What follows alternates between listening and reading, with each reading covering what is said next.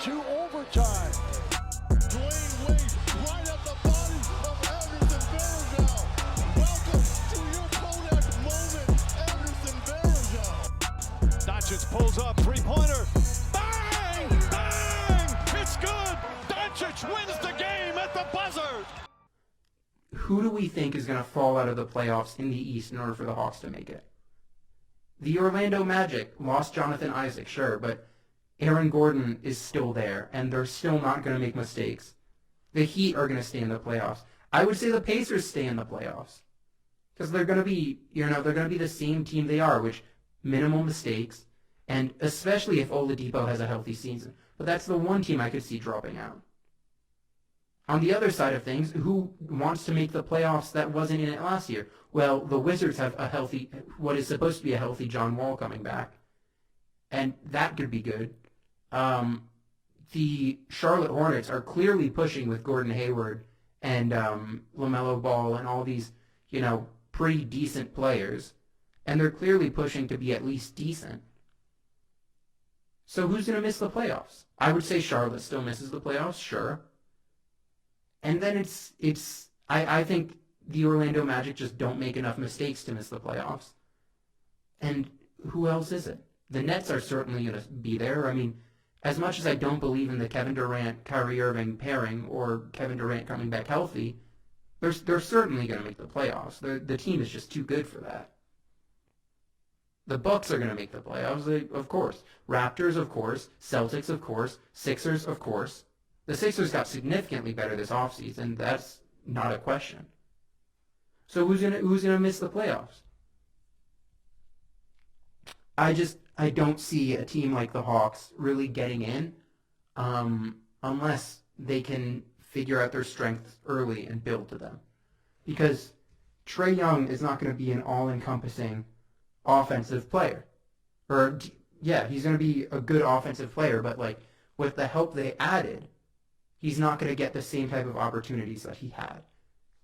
And I'm not sure he's going to be happy with that. But the opportunities that he had before was not a winning formula. So we'll go off that. I've spent 15 minutes talking about the Hawks and the Eastern playoffs. So let's talk about the Kings side of this. It's idiocy in its purest form. Whatever the word is, ostracize Buddy Hield for an entire season with Luke Walton because you have Bogdanovich, because you can re-sign Bogdanovich in the offseason.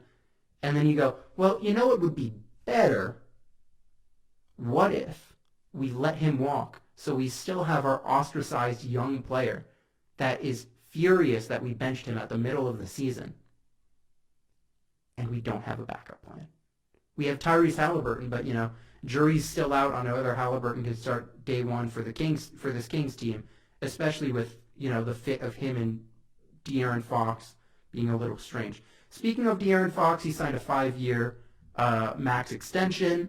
He's the only thing that works in Sacramento right now. I wish he hadn't because I really want to see him succeed, and I'm not sure it's going to be with Sacramento. But maybe he's the next big player to ask out. And that would be exciting. But let's leave it there.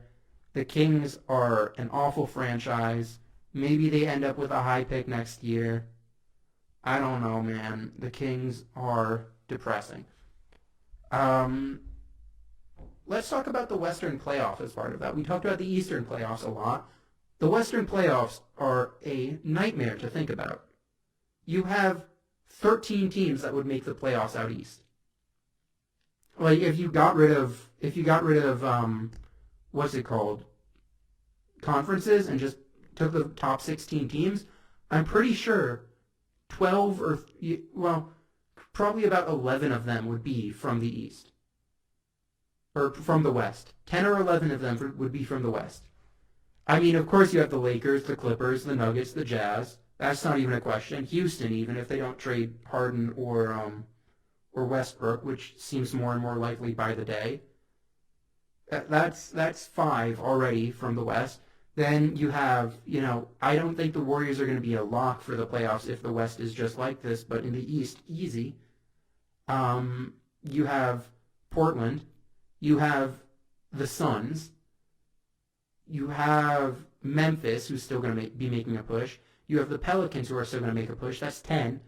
And then you have, I think, well, the Timberwolves are trying to make the playoffs. And then who else is there? Like, that's 11 teams in the West that I think are going to be trying their best to make the playoffs and aren't going to be bad. Outside of that, it's the Thunder, it's the Kings. Who else is it? Let's think a little bit. Thunder, Kings. I guess it's a 13. Who would the other two be? Wow, my brain is not cooperating right now. Who cares? Who cares? Yeah, it just creates a crazy situation when you have a lot of good teams in the West, and then if they have their own draft pick, they're just getting stacked, so we get this imbalance.